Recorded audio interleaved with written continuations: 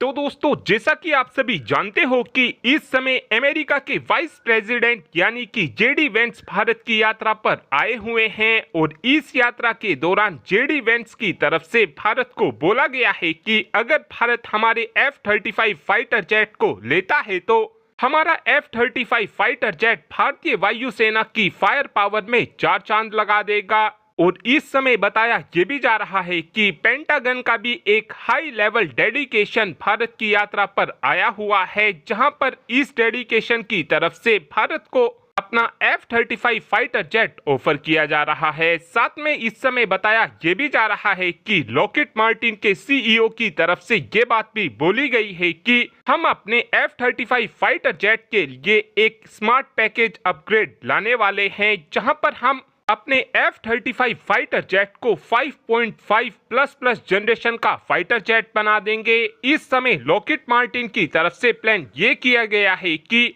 हम अपने F-35 fighter jet को 80% 6 जनरेशन का फाइटर जेट बना देंगे। इस समय लॉकहीड मार्टिन का कहना है कि जो हमारा ये अपग्रेडेड F-35 फाइटर जेट होगा, इस फाइटर जेट के अंदर 80% कैपेबिलिटी बिल्कुल हमारे F-47 6 जनरेशन के फाइटर जेट जैसी होगी, लेकिन कीमत के मामले में हमारा upgraded F-35 fighter jet F-47 fighter jet से बिल्कुल आधा होगा। और आपको बता दें कि इस अपग्रेड के साथ भारत के लिए ये नया F-35 फाइटर जेट सबसे बेस्ट ऑप्शन होने वाला है। अगर भारतीय वायुसेना की तरफ से 40 की संख्या में अपग्रेडेड F-35 फाइटर जेट को खरीद लिया जाता है तो ये फाइटर जेट पाकिस्तान की पूरी ही वायुसेना की हवा खराब कर रख देंगे। साथ में एक अपडेट हमारी ब्रह्मोस मिसाइल को लेकर भी आया है, जहां पर इस समय बताया ये जा रहा है कि हमारे डिफेंस मिनिस्टर यानी कि राजनाथ सिंह जी की तरफ से